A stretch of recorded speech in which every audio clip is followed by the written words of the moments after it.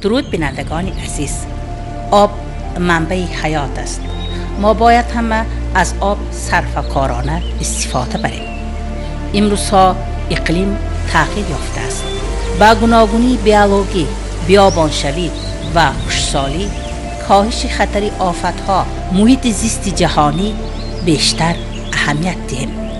در این ساحه در منطقه کارهای خیر ادامه دارد. در بنای نوی سفارتخانه تاجیکستان در ازبکستان دایر به برگزاری کنفرانس 4 بین المللی سطح بلند عاید به 10 ساله بین المللی عمل آب برای رشد استوار سالهای 2018 و 2028 بریفینگ دایر گردید. در آن نمایندگان ساحه‌ها از جمله راهبران ساختارهای دخلدار، سفیران کشورهای مقیم کشور اقامت، نمایندگان نهادهای بین المللی در ساحه آب و اقلیم و روزنامه‌نگاران شرکت داشتند.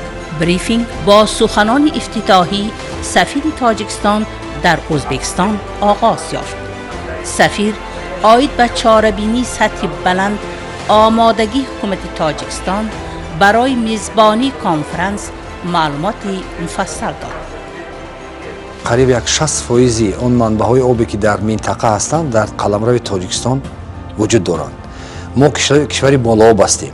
ما کشوری هستیم که آب رو زیاد استفاده نمیبریم. ما کشوری هستیم که آب رو ذخیره میکنیم، آب رو نگاه میداریم و با کشورهای پایان آبی آن آب رو تامین مینماییم. شما درست گفتید که آبشوی پیریخ‌ها در سالهای آخر این یک بسیار مشکلات جدی برای تمام جامعه جهان شده ایستاده است. هم در منطقه ما، هم اگر در منطقه‌های کشورهای اروپا رو ببینید، در اونجا حالات از این هم وزنی‌تر است. پیریخ‌ها نه تنها آب شده ایستادند، قریب که تماما نابود شده ایستادند. برای همین سال 2025 ما در تاجیکستان یک کنفرانس کلان رو بخشیده به پیریخ‌ها نیز گذرانیده بودیم. این اولین کنفرانس است در چارچوبه سازمان ملل متحد. تاجیکستان تمام کوشش‌ها رو کرده ایستاده است که در منطقه ما یک همدیگرفهمی نسبت به مسائل آب، نسبت به تقسیمات آب، نسبت به آن پروبلم‌ها و مشکلات‌هایی که در جمعیت‌های موجود دارند، با آن مشکلات‌ها ما روی نظر کنیم و در یک جایگی همه آن مشکلات‌ها را حل نموده برای نسل‌های آینده خودمان آب تامین کنیم، کم‌آبی را پیشگیری کنیم و عموماً نیک و احوال زندگی ما باید که خوب شود. صرف نظر از اعتراف وسیعی که استوار و ریشه‌کن کردن کمبزاعتی است، مقیاس مشکلات آب افزایش می‌یابد. برای حل این مشکلات و تقویت دستگیری عملیات آب در این لحظه مهم، حکومت تاجیکستان یک جایه با سازمان ملل متحد و شریکان کنفرانس 4 دوشنبه عاید به 10 ساله آب را از 25 می تا 28 می سال جاری برگزار می‌کند.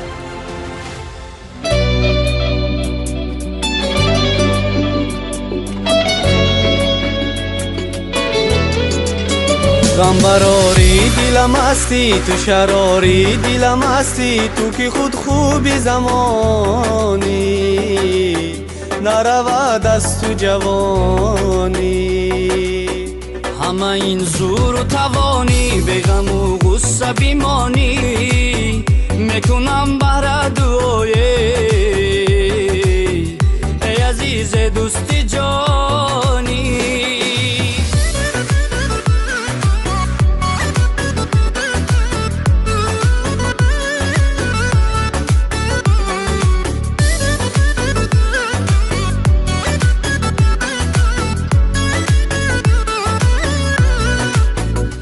شراری دلی من دوست، تو مداری دلی من دوست، تو بهاری دلی من دوست، من کناری دلی من دوست، چی خورم غمی غمه را تا تو یاری دلی من دوست.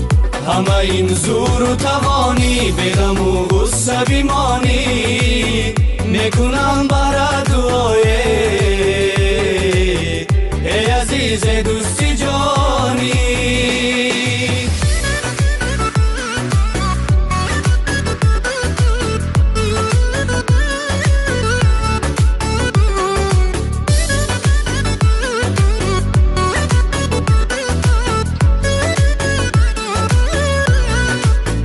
با تو از غم نترسم، زیبش و کم نترسم، نترسم زی بلادم نترسم زی عدو همه نترسم تو اگر کنار باشی زی دو عالم نترسم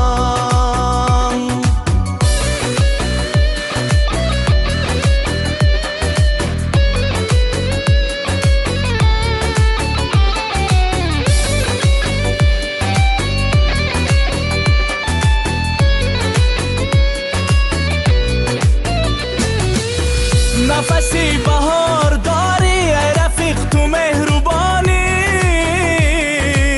شادی قلب تو بسیار ای دوست غمخوار هرگز نشو خوار نگم دو تکرار به تکرار افتخاری منی ای دوست ای دوست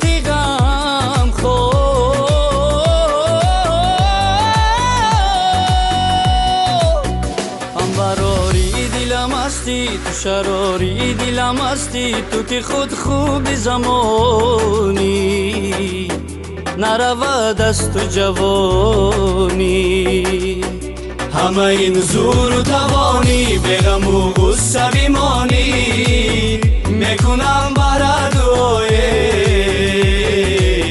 ای رفیق تو مهربانی ای عزیز دوستی جانی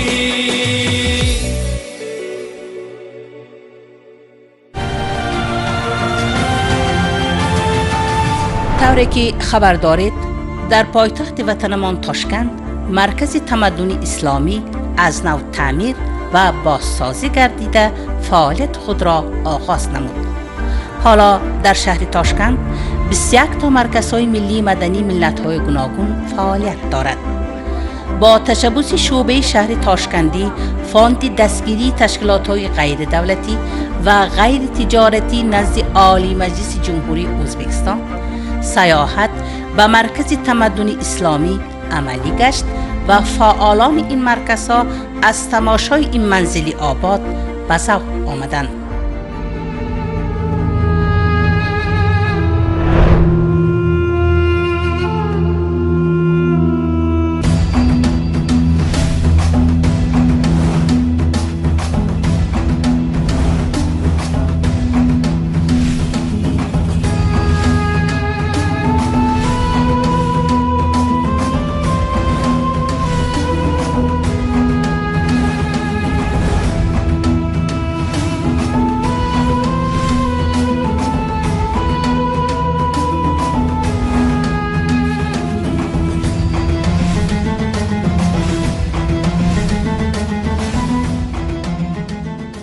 موزه مرکز تمدن اسلامی از 5 قسم عبارت است. قسم اول بخشیده شده است به دوره تا اسلام، قسم دوم رنسانس اول را در بر میگیرد، قسم سوم رنسانس دوم و دوره خانگری ازبک را در بر میگیرد، قسم چهارم اختصاص دارد به ازبکستان نو یا که رنسانس سوم نام گرفته است و قسم پنجم که در مرکز جایگیر است یعنی تالار قرآن.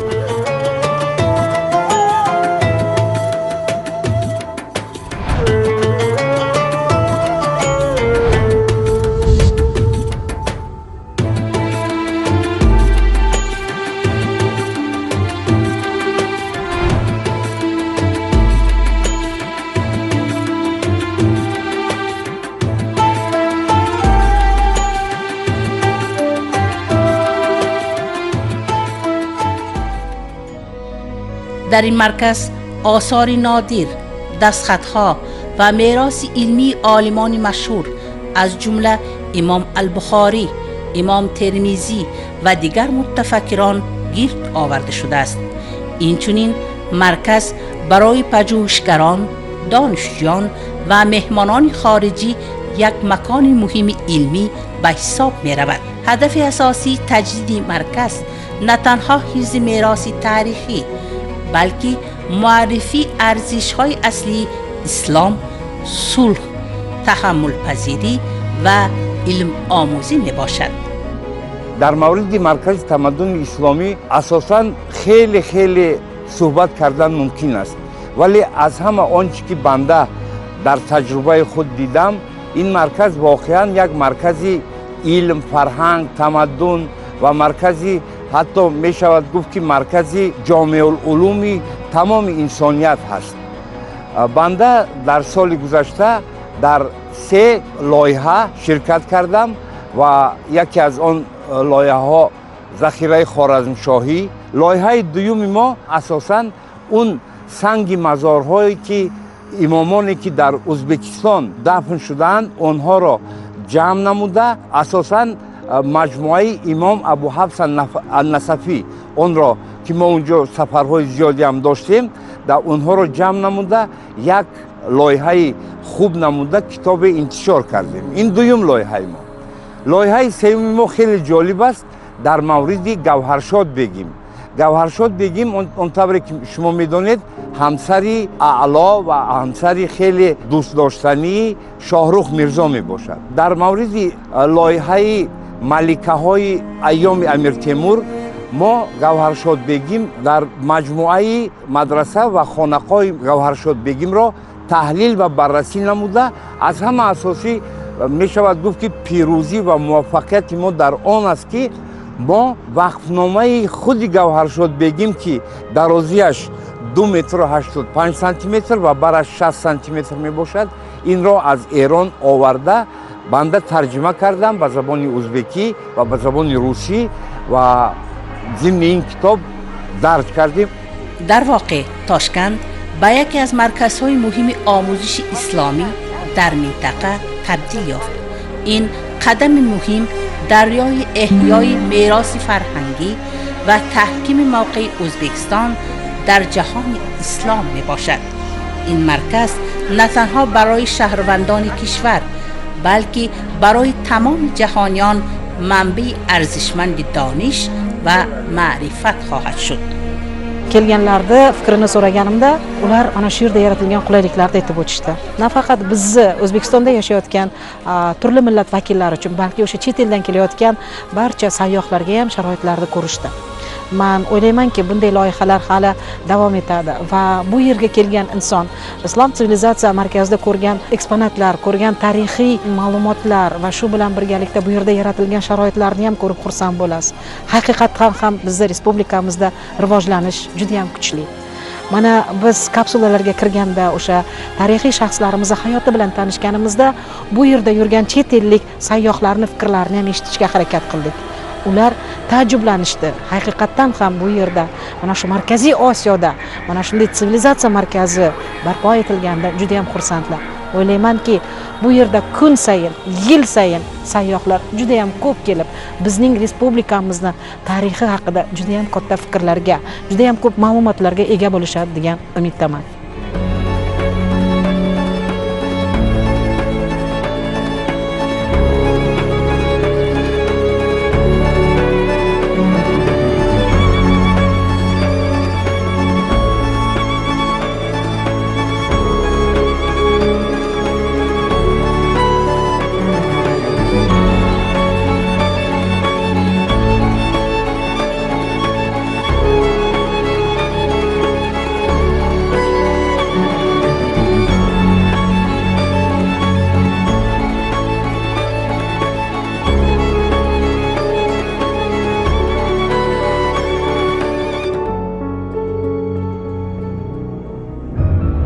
همچنین دیدن اشیاهای گرانبهای تاریخی که به مرکز هدیه گردیده یا از خارج خریداری شدند در دل دیده‌مان افتخار و فرحمندی را پیدا نمود.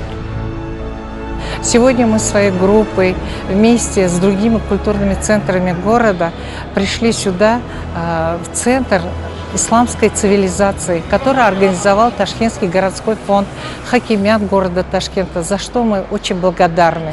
Как мы зашли сюда, мы даже не знаем показать свое восхищение, как здесь было построено. Я думаю, в мире нет такой цивилизации, показать всему миру исламскую цивилизацию. Благодаря нашему президенту Шавкат Мирамоновичу Мирзиёеву, спасибо вам огромное за такое красивое, духовное богатство, которое вы подарили нам. И мы здесь, все культурные центры разных национальностей, будем всегда поддерживать вас, будем дружить, будем вместе работать для созидания нашего родного Узбекистана. مرکز از روی مساحت و فراگیری خود یکی از مجمع‌های بزرگ جهان به حساب می رود که با آموزش و ترغیب تاریخ، فرهنگ و تمدن اسلامی روانه شده است. مرکز تمدن اسلامی تاریخی بیش از 39,000 قریب 5,000 ساله تمام منطقه را یادگاری‌های همون زمان را تا دوره اسلامی و تا دوره نو را در بر می‌گیرد و در این کاشانه علم و معرفت اگر وارد شوید با تاریخی بسیار عصره در ملاقات می‌شوید. می‌خواهید با ابو علی ابن سینا صحبت کنید، مرحمت، میتونید با او ملاقات کنید، سوال دید، میتونید با بابر میرزا صحبت کنید، میتونید با میرزا اولغبک صحبت کنید. من جلال‌الدین منگوگردی پسر علاءالدین محمد خوارزمشاه هستم. مرکز بر اساس عنعنه‌های معماری قدیمی و ملی ساخته شده، با آن از 4 طرف توسط 4 پرتل اساسی وارد شدن ممکن است. پرتل‌ها و رواق‌های بیرونی بنا با آیات‌های قرآن و حدیث‌هایی که مضمون و علم و معرفت، تحمل پذیری، انسان دوستی و احترام پدر و مادر را دارند آرا داده شدند.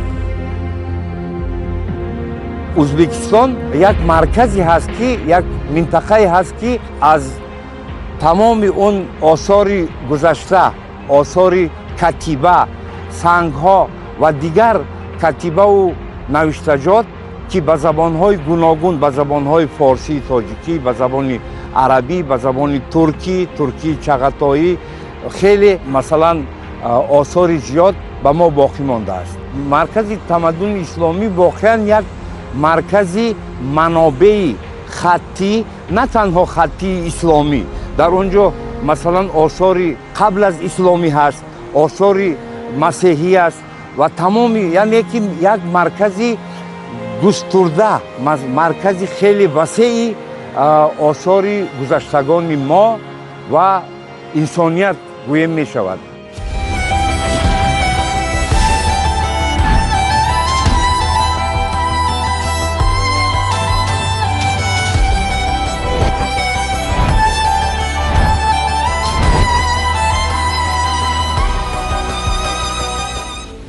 در آشیانه پایان پلتفرمی مخصوص برای کودکان، لابراتوری رستوراسیون و نسخه برداری الکترونی، فانت‌های نگهداری، اکسپونات‌های موزه و دستخط‌های نادر جایگیر شدند.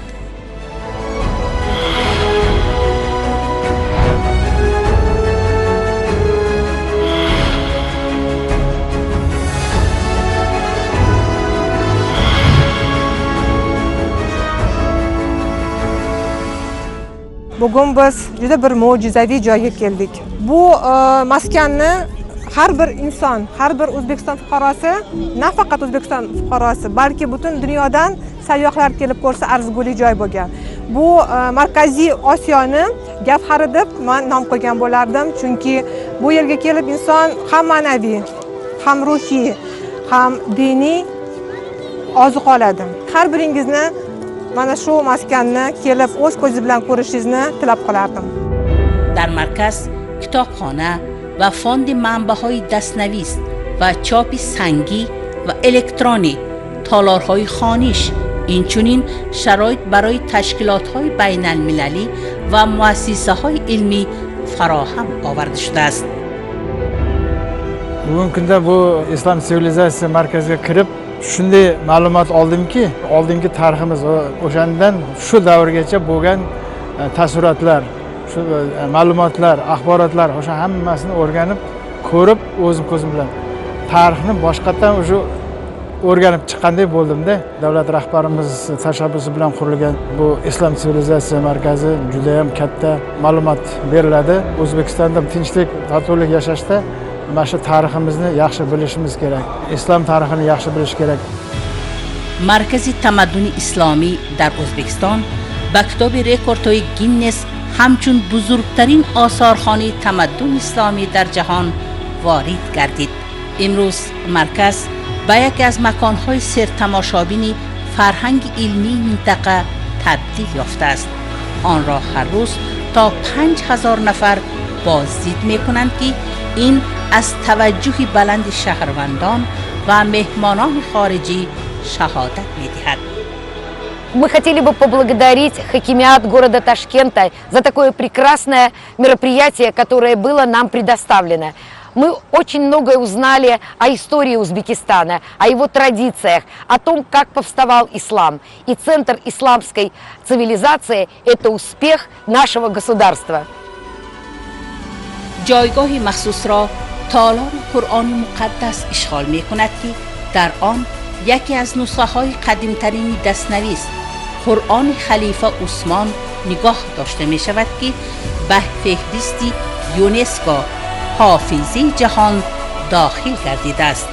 این ارتفاکت یادگاری نادر تمدن اسلامی و رمز مهم میراث معنوی منطقه می باشد. در اینجا چنان که تاکید می شود نه تنها آثار مردم ازبکستان بلکه آنهایی که در حدود آسیای مرکزی زیسته ایجاد کردن آثار آنها در اینجا انعکاس می شود. یعنی این مال تمام مردم این منطقه است که تاریخ و فرهنگ مشترک داریم. هیچگاه این مردم مثلا تاجیکان و ازبکان اصلا جدا نبودند بلکه در پهلوی همدیگر ایستاده برای رواج تاریخ و تمدن و مدنیت از عصرهای قدیم باز مهنت میکنند و این روز هم ما میبینیم که در ازبکستان نو مردمان ما یعنی خلق متحد ما دوشادوش ایستاده برای پیشرفت وطن خود سهم بارز خود را میگذارند.